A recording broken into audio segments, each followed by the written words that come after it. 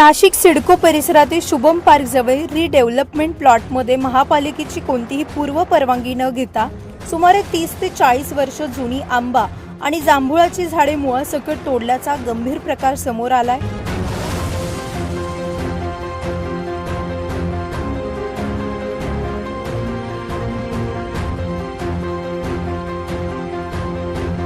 संबंधित झाडांची कत्तल करून ती प्लॉटमधील 20 ते 25 फूट खोल खड्ड्यांमध्ये लपवण्याचा प्रयत्न करण्यात आल्याची माहिती मिळतेय।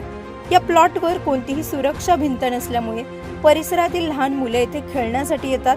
सध्या हवामान खात्याकडून अवकाळी पावसाचा इशारा देण्यात आलेला असल्याने या मोठ्या खड्ड्यांमध्ये पाणी साचून गंभीर अपघात होण्याची शक्यता व्यक्त केली जाते।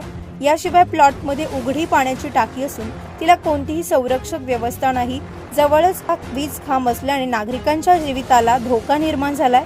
या संदर्भात अधिक माहिती सामाजिक कार्यकर्ते तसेच वृक्षप्रेमी प्रकाश गुजर यांनी दिली। नमस्कार, मी प्रकाश गुजर, सिडकोतला सामाजिक कार्यकर्ते आणि वृक्षप्रेमी म्हणून मी खूप वर्षापासून काम करते। इथल्या रिडेव्हलपमेंटच्या प्लॉटमध्ये बिल्डरनी 30 ते 40 वर्षापूर्वीचे एक आंब्याचं झाड आणि एक जांभळाचं झाड हे पूर्ण पाक कत्तल करण्यात आलेले हे त्यांनी इकडे लपवण्यात येण्याचा प्रयत्न केलेला आहे आणि या खड्ड्यामध्ये त्याचे पूर्ण अवशेष झाडांच्या पूर्ण तुटलेल्या फांद्या हे याच्यामध्ये लपवलेल्या आहेत। मी नगरपालिकेच्या लोकांना याची कंप्लेंट ठोकलेली, पण माझ्या त्यांच्या कर्तव्यावर मला त्यांचा संशय येतोय। गेल्या 3 दिवसापासून त्याच्यावर कुठल्याही प्रकारची आत्तापर्यंत ॲक्शन घेण्यात आलेली नाही आणि या खड्ड्यांमध्ये कुठल्या प्रकारचं जर पाणी साचलं गेलं, अवकाळी पावसामुळे पाणी साचलं गेलं, मुलं इथं तिकडे तुम्ही बघत असाल का तिथं मुलंही खेळत आहेत। याच्यात जर कोणी मुलगे वारले, याच्यात पडले, त्यांचं जर जीवितहानी झाली तर याला कोण जबाबदार? कारण का बिल्डरने याला प्रॉपर कंपाऊंड करणं, सेफ्टीच्या सगळ्या गोष्टी इक्विपमेंट करणं ही बिल्डरची जबाबदारी आहे।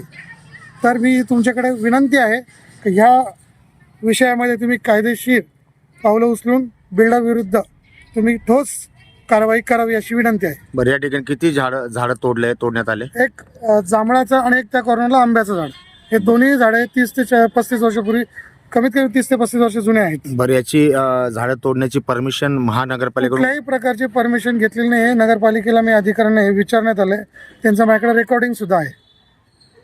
दरम्यान या प्रकरणी महापालिका उद्यान विभागाचे अधिकारी परब यांच्याशी संपर्क साधला असता त्यांनी स्पष्ट केले की संबंधित झाडे तोडीसाठी महापालिकेकडून कोणतीही परवानगी देण्यात आलेली नाही। लवकरच संबंधित बिल्डरला नोटीस पाठवून कायदेशीर कारवाई करण्यात येणार असल्याचं त्यांनी सांगितले। या घटनेमुळे परिसरातील नागरिकांमध्ये संतापाची लाट उसळली असून तात्काळ कठोर कारवाई करण्याची मागणी होतीये। प्रतिनिधी राजेंद्र सूर्यवंशी यांच्या रिपोर्टनुसार।